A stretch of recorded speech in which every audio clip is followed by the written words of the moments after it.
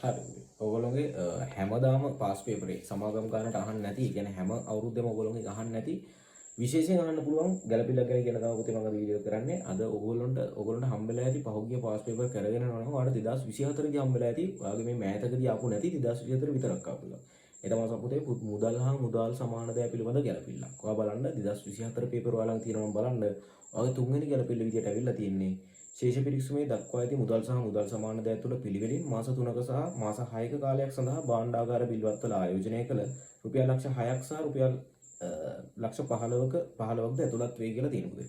එතකොට පුතේ ඕකේ ඔයාලට තියෙනවා මුදල් හා මුදල් සමාන දෑ ඇතුළේ තියෙනවලු මාස 6ක භාණ්ඩාගාර පිළිපත් සහ මාස 3ක භාණ්ඩාගාර පිළිපත්. එතකොට පුතේ අපි දන්නවා මුදල් හා මුදල් සමාන දෑ වලට මාස 6ක භාණ්ඩාගාර පිළිපත් එන්නේ නැහැ. මාස 3කට අඩු කාලයකදී මූල්‍ය වෙන දේවල් විතරයි අපි ඒකට යන්නේ. උදාහරණයක් විදිහට පුතේ මුදල් හා මුදල් සමාන දෑ විදිහට අපි දෙන්නේ අපේ ඉල්ලුම් තැන්පතු වෙනවා, අපේ අතේ තියෙන මුදල් ටික එනවා, අපේ බැංකුවේ තියෙන මුදල් ටික එනවා සහ මාස 3ක භාණ්ඩාගාර පිළිපත් ටික එනවා. එතකොට පුතේ මෙතන දීලා තියෙනවා මේ මුදල් හා මුදල් සමාන දෑ ඇතුලේ තියෙනවලු මාස 6ක භාණ්ඩාගාර පිළිපත් ටිකක්. එතකොට පුතේ අපි කරන්න ඕනේ අපේ මුදල් හා මුදල් සමාන දෑ කියලා පෙන්නලා තියෙන ශේෂයෙන් ඒ මාස 6ක තියෙන භාණ්ඩාගාර පිළිපත් ටික එතනින් අයින් කරලා එටි පුතේ වෙනම පෙන්වන්න ඕනේ අපේ ජංගම වත්කම් යටතේ. එතකොට පුතේ ජංගම වත්කම් යටතේ මුදල් හා මුදල් සමාන දෑ කියලා පෙන්වන්න ඕනේ අපි ඒ මාස 6ක භාණ්ඩාගාර බිල්පත් වල තියෙන වටිනාකම ලක්ෂ 15 අයින් කරලා ඒක පුතේ ඒ වගේම ඒක එතනින් අයින් කරලා මුදල් හා මුදල් සමාන දෑ වලින් අයින් කරලා අපි ඒක දාන්න ඕනේ ජංගම වත්කම් වලම භාණ්ඩාගාර මාස 6 භාණ්ඩාගාර බිල්පත් ටික.